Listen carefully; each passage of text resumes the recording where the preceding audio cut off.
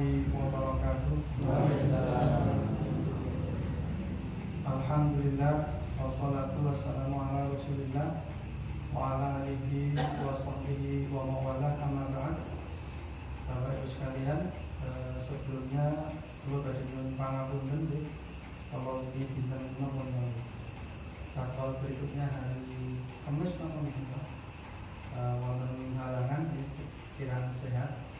Kemudian mau dalu Senin malam Selasa seharusnya pun ajeng melapang lagi makdes Jawa tadi rumahnya ajeng pamit Pak Sam ya dalam itu Pak Sam dan ini tentang kantor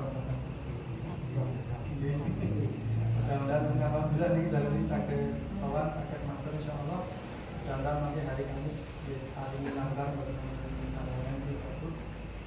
mengatakan Ibu, Bapak sekalian, saudara sekalian yang saya cintai dan Allah, beberapa waktu yang lalu saya dimintai tolong untuk mendoakan seorang simbah-simbah sampun sepuh sangat ya, Mbok Nawi yuswanipun di atas 80 karena menantunya yang minta tolong ke saya ini umurnya pun sudah di atas 60. Ini bapak mertuanya, jadi sudah sangat sepuh. Lokasinya saya lupa nama kampungnya, jadi pertigaan Pulau Watu itu ke barat kurang lebih 1 kilo utara jalan. Itu nama kampungnya ini tuh lebih aneh kalau nonton bener ya. Kalau asing lah saya kesukaan. Nah, kalau asing kalau sewan mereka ya, menurut menantunya ini, simbahnya ini sudah kondisi sudah kritis ya, sakit keras. Ini orang Jawa yang ini lorong dimain pun sepuh, lelaran di rumah sakit juga tidak ada perkembangan, sudah sangat parah begitu. Dan menurut sang menantu ini katanya sudah kalau orang kita ini apa namanya diyasin gitu, sudah diyasin warga itu sampai beberapa kali, undang warga, keluarga, kemudian dibacakan doa. Belum ada perkembangan, itu sudah ada 2 kali, 3 kali begitu.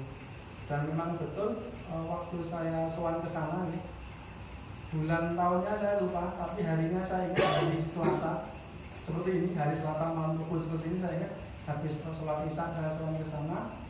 Persis waktu saya sampai ke sana memang juga pas kebetulan warga juga sedang ngumpul, sedang baca surat Yasin atau tahlilan seperti itu untuk mendoakan beliau.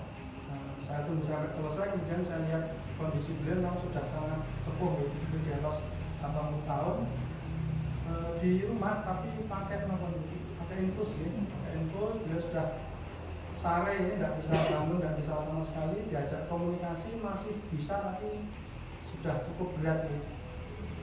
Itu kemudian momen yang pas banget ya, karena ada yasinan sehingga keluarga ini pas kumpul. Jadi saya minta izin sama keluarga mohon untuk berkumpul ya, karena supaya nanti kalau saya matur sesuatu bisa langsung dengar semua, tidak perlu ulang-ulang ya. Jadi kumpul semuanya keluarga. Setelah warga pulang, kemudian saya tanyakan seperti yang diceritakan sang menantu tadi, bahwa sudah sekian kali diyasinkan tetapi belum ada perubahan ya.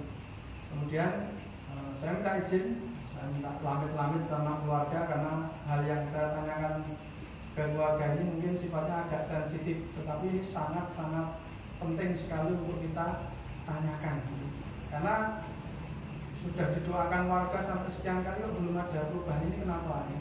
Lamit, kalau orang Jawa itu kadang nek arep mari ben mari, nek mboten nonton kan gampang. Istilahnya begitu, karena memang secara umum juga sudah sangat sepuh. Yang saya tanyakan biasa di standar, kalau saya minta tolong seperti ini, yang saya tanyakan adalah apakah keluarga mengetahui orang yang sedang sakit ini barangkali punya benda-benda pusaka, apakah punya jimat-jimat. Ini sangat penting, pokok sekali. Jadi nanti kita akan terangkan di akhir ceritanya. Dan betul sekali keluarga mempersaksikan, oh banyak akhirnya dikumpulkan. Ada tongkat, ada batu ake, ada semacam kain gembolan-gembolan yang kadang ditempel di atas Bundelan betul. Kadang ada, kalau tidak salah ada bentuk seperti pocong kecil seperti ini yang agak lucu, tapi ini pertama kali saya ketemu jenis jimat seperti ini. Ini boneka buaya dalam bentuk besar panjang, mungkin dulunya buat guling mungkin ya. Boneka buaya seperti itu dikasih moli, saya tidak tahu itu untuk manfaat apa begitu, tetapi itu dikeramatkan gitu. Itu dijimatkan begitu. Akhirnya saya sampaikan kepada keluarga, panjang lebar ya saya sampaikan singkatnya saja ya, artinya secara detail, secara tentang bagaimana hukumnya jimat dan sebagainya saya terangkan panjang lebar sampai kira-kira keluarga itu memahami. Setelah memahami, kemudian dengan alasan tertentu saya minta izin untuk legowo untuk jimat-jimat dan pusaka ini kita musnahkan. Yang bisa dibakar kita bakar, yang tidak bisa dibakar mungkin bisa dipatahkan atau diremuk.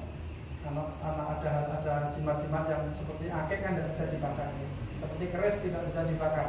Tapi minimal kita rusak untuk apa bahwa itu? Karena jimat-jimat ini oleh pembuatnya, oleh dukun yang buatnya, dukun ini sudah bikin perjanjian dengan jin. Jin itu ditempatkan, diikat di jimat-jimat ini. Jimat ini namanya buhul. Buhul dalam bahasa Arab, bahasa Indonesia nama ikatan. Jadi jin itu diikat. Misal batu akik ya, diisi. Jin itu diambil, diikat di batu akik dengan fungsi masing-masing. Nah, jin itu punya spesialisasi masing-masing. Ada yang ahli untuk rezeki, ada yang ahli untuk pengasihan, ini untuk kekebalan, itu untuk kewibawaan, macam-macam gitu. Nah, jin itu diikat di situ. Maka untuk kita bisa mengobati orang yang menggunakan jimat dan pusaka ini, pusaka dan jimat ini kita musnahkan dulu. Gampangannya ngeten, jin itu, rumah jin itu kita hancurkan dulu. Nah, jin itu kemudian lambrang dia tidak punya rumah. Maka ketika dia mengganggu, nanti kita doakan dengan ruqyah, itu dia lebih mudah untuk pergi. Ada beberapa macam jin itu bisa pergi saja, bisa terbakar mati, bisa terbakar pergi tapi belum mati, bisa macam-macam. Jadi kita tidak bisa melihat. Intinya bagi kita yang penting dia pergi dan balik lagi, intinya itu saja. Okay. Kemudian prosesi untuk membakar dan menghancurkan jimat kita lakukan. Kita juga karena jimat ini ada kemungkinan ada jinnya, maka kita ruqyah juga jimat-jimat ini. Jadi nggak sembarangan. Ada beberapa orang yang kurang ilmu. Maka ngendelnya waton kendelnya jimat dibuat segala macam, ini nggak boleh. Kita harus awal sama Allah, kita berdoa minta sama Allah, minta perlindungan. Jimat-jimat ini kita bacakan ayat kursi, kulhu, falak, nas, dan ada beberapa ayat lain juga sampai kita yakin pengaruhnya hilang. Baru secara fisiknya kita bakar, kita potong, kita rusak seperti itu. Setelah selesai, baru kemudian si mbahnya ini, Mbah Kartunya ini yang alhamdulillah kalau tidak salah ingat waktu itu beliau masih bisa diajak komunikasi walaupun berat ya. Yang pertama yang saya lakukan adalah kita ajak si mbah ini untuk bertobat dulu. Ya. Dulu waktu saya belum tahu ilmunya Bapak Ibu, saya pikir gini, orang pakai jimat, pakai ilmu, ya, kok susah matinya. Saya pikiran saya, mosok malaikat maut kalah kalau jimat. Ini pikiran saya dulu ya, pikiran orang bodoh, belum tahu ilmunya. Ternyata setelah kita pelajari, logikanya seperti ini ya Pak Ibu. Karena jimat-jimat dan pusaka ini termasuk kesyirikan, dan kesyirikan itu dosa paling besar. Nah, karena orang itu punya dosa paling besar, maka Allah hukum salah satunya dengan bahasa kasarnya liar mati angel. Sebelum mati pun disiksa dulu. Ini jawabannya ini ternyata. Maka kita hancurkan jimatnya, orangnya kita ajak tobat dulu. Kita ajak tobat, memperbanyak istighfar. Setelah itu kita ajak untuk memperbarui syahadat. Bukan berarti saya mengkafirkan simbahnya, tidak. Tetapi kita ini sadar nggak sadar banyak amalan atau keyakinan atau ucapan yang mungkin ucapan-ucapan yang kufur ya, bisa membatalkan keislaman kita tanpa kita sadar. Kita setiap atakat awal, atakat akhir dalam sholat kan ada syahadat ya. Adzan ada syahadat. Kita mendengar adzan, kita menirukan adzan ada syahadat. Artinya syahadat itu memang Bisa jimat ini jarang yang punya keyakinan sampai setingkat ini tuh sebatas pengetahuan saya belum ada, sangat jarang. Umumnya meyakini bahwa itu hanya sebab. Ini maksudnya syirik kecil. Nanti akan berbeda lagi kalau jimat ini kemudian diberi persembahan, ya, diberi persembahan nopo biasanya membuang sesaji segala macam apapun bentuknya, besar atau kecil itu hukumnya sama aja. Atau juga insya Allah mungkin pertemuan ke depan kita akan sampaikan memberikan sesaji-sesaji persembahan kepada yang dianggap menguasai pantai selatan, menguasai gunung Merapi yang lagi hangat sekarang, kemudian banjir, kemudian Demak dikasih banjir malah nyembelih apa? Kambing, kendit. Nah, ini insya Allah materi besok bahasa Kamis insya Allah. Ini kita single dulu untuk malam Jumat insya Allah kita sampaikan. Karena ini sudah masuk sini besar, tidak main-main. Ya. Pembenarannya apa? Nguri-uri budaya, kearifan budaya lokal. Ini kesirikan budaya lokal. Kesirikan budaya lokal dikatakan kearifan budaya lokal. Ini kita sebagai kaum muslimin harus tahu betul. Kalau mereka punya semboyan wong Jawa, Jawilan Jawa ini, kita punya semboyan wong Islam, Jawilan Islami. Hanya karena Jawa. Bukan berarti kita tidak boleh Jawa bahwa itu ya kampun salah paham gitu. Kita boleh kejawen dalam hal-hal yang selaras dengan Quran hadis. Mau batak, boleh tidak pakai batik? Boleh. Dia kan batik budaya Jawa. Parang buatan damel kupat ya orang itu, ini budaya Jawa. Boleh. Ngelek yang damel kupat yang Jawa gitu. Kita juga punya budaya luhur, budaya gotong royong. Ini bagus itu. Budaya rondo, jaga keamanan, ini kan budaya-budaya yang tidak bertentangan dengan akidah kita, nah kita lestarikan boleh.